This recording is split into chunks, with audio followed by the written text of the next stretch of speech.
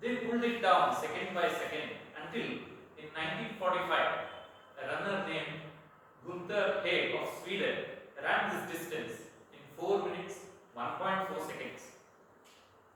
This record stood for years together. Due to the longevity of the record, doctors and physiologists firmly believe that 4 minutes was the absolute minimum for any human being to run a mile. Both doctors and physiologists said, if you attempt to run a mile in less than 4 minutes, you run the risk of cardiovascular or neuromuscular failure. However, athletes did not give up. They tried to lower the record even further. Top runners of that time, for example, John Landy of Australia and Wes Santee of the USA, tried to break this record set by Gunther Haig. However, they were not successful. A third contender was a British medical student named Roger Bannister. Bannister was an amateur. He trained only during his lunch breaks. He faced numerous hurdles such as unpredictable weather, limited time for training, basic facilities, as well as the tactical complexity of running a mile within a particular time. With all these constraints, he took a very scientific approach. He divided 1 mile into 4 laps of a quarter mile each. He practiced in such a way that he took the optimum time to run each lap. Optimum time means he had to maintain a particular time for the lap but still conserve enough energy for the next. Going a step further, he took the help of 2 friends whom we refer to as pacers.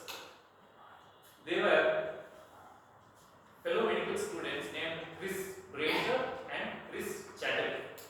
All 3 were members of the Amateur Athletics Association or the AAA. Due to their disciplined approach, they were able to come close to Gunther Haig's mark. However, they could not break it. They decided to make an attempt in 1954. As we say, the proof of the pudding is always in the eating. There was to be a race between the AAA and Oxford University to be held on May 6, 1954.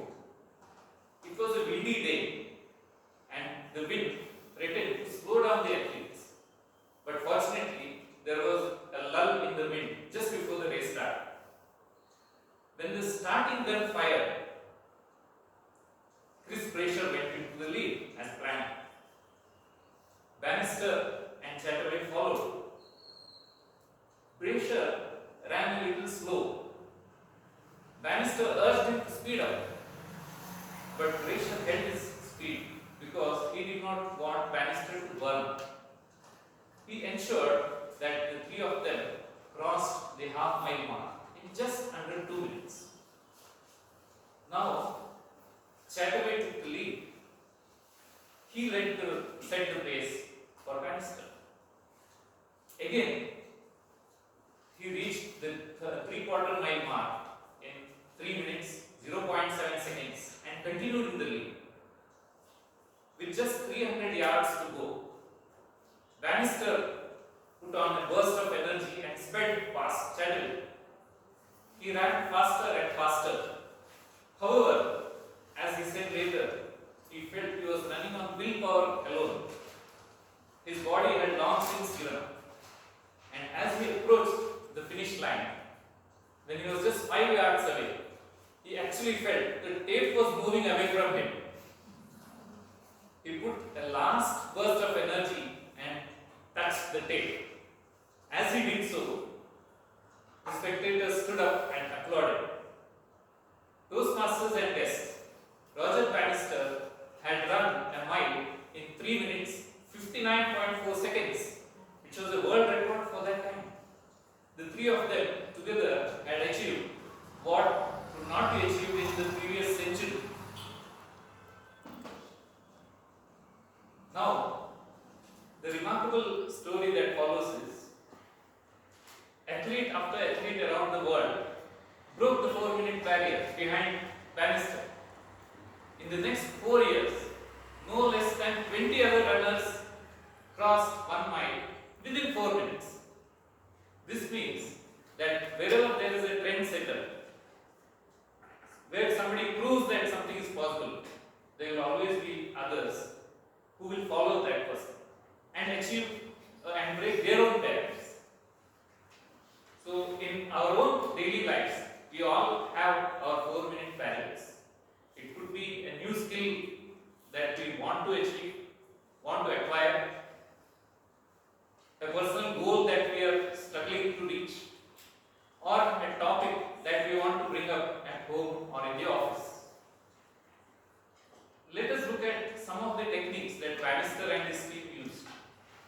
They made the best possible use of the limited time. They ensured that they carried the learning from one session to the next session.